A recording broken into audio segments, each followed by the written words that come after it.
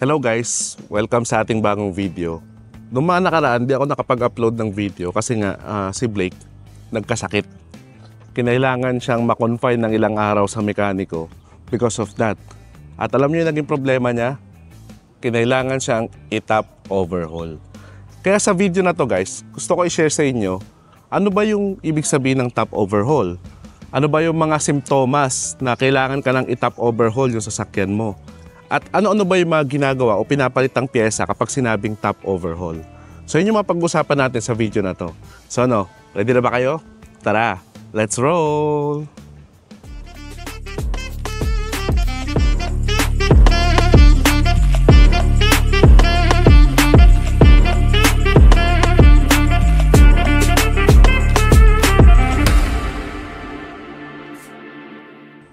Okay, so ano bang ibig sabihin ng top overhaul guys? Ang mga internal combustion engine, kagaya nito nakikita nyo na engine ni Blake, ay can be divided into two major parts. Yung tinatawag nating top, ito, yung cylinder head, at yung baba, which is yung tinatawag nating engine block. No? Hindi ko mapakita yung engine block, pero mapakita ko na lang somewhere sa screen yung picture para maging familiar kayo doon. No, so pag sinabing top overhaul, yung top part lang ng engine, yung i-repair, aayusin, papalitan ng mga bagong pyesa at lilinisin. So yun yung kasama sa top overhaul. At pag sinabi namang general overhaul, buong engine yon. So pati yung baba, yung block, babaguhin din at o aayusin din. So yun yung pagkakaiba din na. Kaya mas expensive yung general overhaul compared sa top overhaul. Ngayon, pag-usapan natin, ano ba yung mga symptoms na kailangan mo nang ipa-top overhaul yung sasakyan mo? Well, merong mga common na symptoms ang top overhaul, kagaya ng loss of power, jerking or stalling, o kaya high fuel consumption, which is pwede mo mapagkamalang iba yung problema, hindi agad top overhaul. So ano yung mga specific na pag nakita mo to sa sasakyan mo, itong mga symptoms na to, ay malamang sa malamang need mo na ng top overhaul or worst case, baka nga engine overhaul pa nga. Number one na titingnan nyo guys ay yung smoke coming out sa inyong pipe ng inyong sasakyan. So kapag merong lumalabas na white smoke sa inyong tambucho, so isang symptom yan. Ano ba ibig sabihin ng white smoke? Ang white smoke sa tambucho guys, normal lang yan kapag cold start. Ibig sabihin okay yung engine ninyo kasi ina-achieve pa niya yung high RPM para ma-reach niya agad yung operating temperature. So, kailangan, okay lang yun kapag cold start. Pero kapag mainit na yung makina ninyo guys, no, at kapag nagre-rev kayo, lalong lumalakas yung white smoke. Ibig sabihin yan, may nakakapasok na coolant sa inyong combustion chamber. Di ba dapat ang combustion chamber, ang nakakapasok lang dyan, air, fuel, at saka ignition. Kuryente kung ikaw ay gasoline engine. Ano? So, kapag ang coolant nakakapasok na dyan, ibig sabihin nagfe-fail na ang iyong mga water jackets or ang iyong cylinder head gasket, which is ganun yung nangyari kay Blake. So pag pumalo yung coolant sa combustion, yun, white smoke ang labas nun.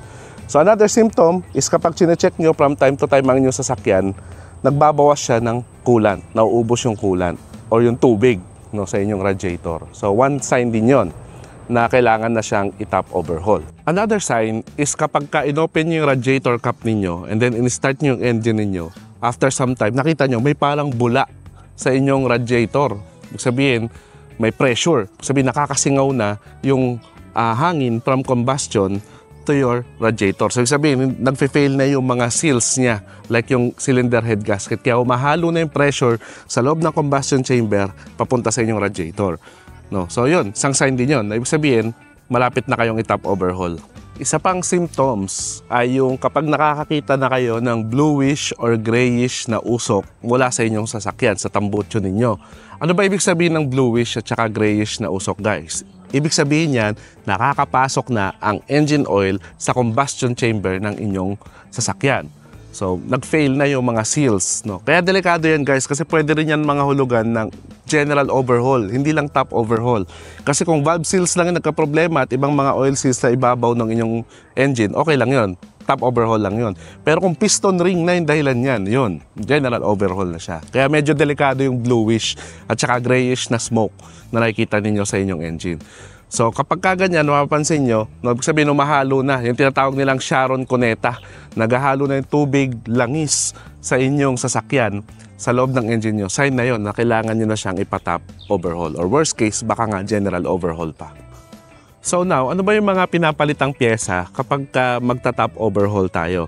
Well guys, alam nyo ba na kapag tayo ay magta-top overhaul, yung mga pyesa na yan like oil seal, valve seal, cylinder head gasket, pretty cheap lang yan, mura lang yan, lalo na kung isa-isa lang ipapalitan natin. Ang nagpapamahal sa top overhaul guys ay yung labor. Kasi kailangan expert talaga yung mekaniko na magbabaklas ng inyong engine cylinder head. Ganon din, minsan kapag may top overhaul, minsan involved dyan ang machine shop, which is another dagdag presyo yun, kaya nagpapamahal yan. Pero advice ko sa inyo guys, since binuksan nyo naman yung top ng inyong engine, nabuksan na siya, no? Palitan nyo na lahat ng parts na pwedeng palitan dyan para hindi masayang, hindi kayo magkaroon ng back job. Na wag lang yung sirang part yung palitan ninyo, idamay ninyo na lahat kasi nandiyan na nabuksan na natin lahat.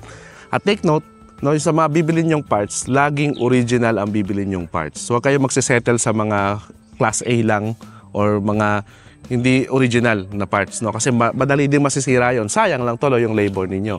So ano ba yung mga involved na parts na pinapalitan? Valve cover gasket, lahat ng oil seal sa ibabaw ng inyong engine.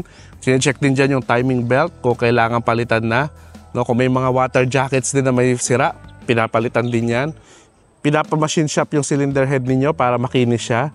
Para pag nilagay ninyo yung inyong cylinder head gasket, no, pasok na pasok o swak na swak, wala talaga makakapasok na doon sa space sa pagitan ng block at saka ng inyong cylinder head. So ilan lang yun sa mga parts na pinapalitan guys, no. Kapag may alam pa kayo, comment nyo din below, no. Pero so far kay Blake, yun yung mga napalitan. So yun guys, ano, nice. Ayun lang gusto ko i-share sa inyo about sa top overhaul journey ni Blake nitong nakaraan. Ano. Kung tatanungin nyo kung magkano yung nagastos ko, di ko na lang i-share. No? Kasi iba-iba rin naman bawat mekaniko, iba-iba yung labor nila.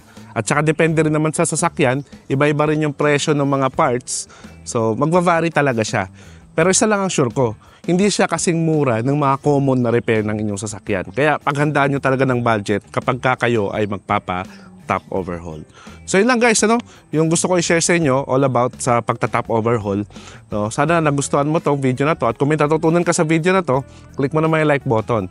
At kung di ka pa nakasubscribe, click mo na may subscribe button at notification bell para updated ka palagi sa mga latest happenings sa ating channel. So till next videos guys, always remember, drive safe and enjoy!